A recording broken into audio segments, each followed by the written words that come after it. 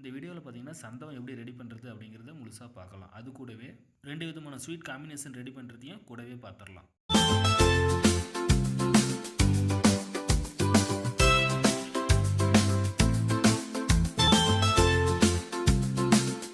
தேவையான பொருட்கள்: அரிசி, தண்ணீர், பொட்டுக்கடலை, ஏலக்காய், குண்டு வெல்லம், நாட்டு சர்க்கரை, பேக்கிங் சோடா அதாவது சமையல் சோடா, வெள்ளை எள்ளு.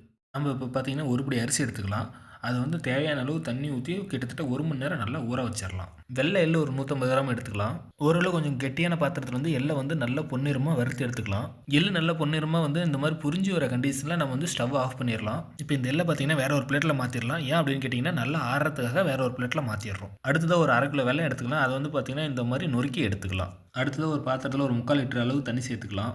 நம்ம ரெடி பண்ணி வச்சுருக்கிற வெள்ளத்தையும் இதோட ஆட் பண்ணிக்கலாம். ஸ்டவ்வை வந்து ஒரு மீடியம் ஃப்ளேமில் வச்சு நல்லா ஓரளவுக்கு தண்ணி சூடு ஏற வரலும் வெயிட் பண்ணலாம். தண்ணி ஓரளவு நல்லா சூடு ஏறணுன்னு பார்த்தீங்கன்னா நம்ம வெள்ளம் கரையிற அளவுக்கு நல்லாவே கிண்டி விடலாம். ஏன் நம்ம சூடு ஏறினதுக்கப்புறம் கிண்டி விடணும்னு பார்த்தீங்கன்னா சீக்கிரமாக வந்து வெள்ளம் கரையும். அதுக்காக தான் சூடு ஏறினோட்டி கிண்டி விடலாம் அப்படிங்கிறேன். வெள்ளை தண்ணி பார்த்தீங்கன்னா இது மாதிரி ஓரளவுக்கு முட்டை கொதி வந்தோடனே நம்ம வந்து ஸ்டவ் ஆஃப் பண்ணிடலாம். அடுத்ததாக அரிசியை வந்து நல்லா களைஞ்சி எடுத்துக்கலாம். களைஞ்சி வச்சுருக்கிற அரிசி பார்த்தீங்கன்னா பெரிய மிக்ஸி ஜாரில் மாற்றிடலாம்.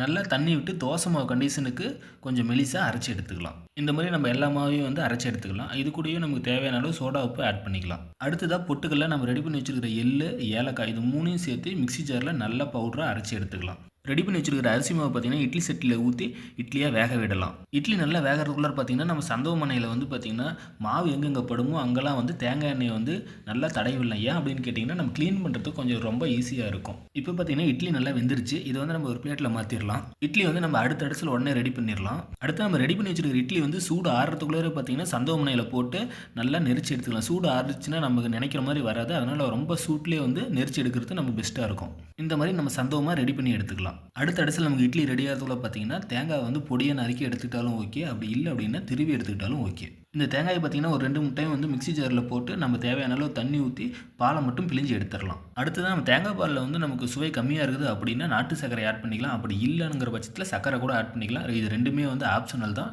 தேங்காய் பாலே நமக்கு டேஸ்ட் போதுமானது. இப்போ நமக்கு பார்த்தோம்னா சந்தகம், தேங்காய் பால், வெள்ளை தண்ணி, பொட்டுக்கடலை மாவு, நாட்டு சர்க்கரை இதெல்லாமே வந்து நம்ம ரெடி பண்ணிட்டோம். இப்போவே பார்த்தீங்கன்னா நமக்கு சந்தகம் ரெடி ஆயிடுச்சு. அடுத்ததாக இதோட காம்பினேஷன் வந்து பார்த்துருவோம். அடுத்ததாக சந்தகம், பொட்டுக்கடலை மாவு, வெள்ளை தண்ணி இது 3யும் வந்து ஆட் பண்ணி ஒரு காம்பினேஷனாக ரெடி பண்ணிக்கலாம். அடுத்ததாக சந்தகம், தேங்காய் பால், நாட்டு சர்க்கரை இது 3யும் ஆட் பண்ணி ஒரு காம்பினேஷனாக நம்ம ரெடி பண்ணிக்கலாம். இப்போ பார்த்தீங்கன்னா சந்தகம் ப்ளஸ் நமக்கு 2 ரெசிபியும் ரெடி ஆயிடுச்சு. இப்போ நாங்கள் சாப்பிட போகிறோம். வாங்க நீங்களும் சாப்பிட்லாம். நன்றி, வணக்கம்.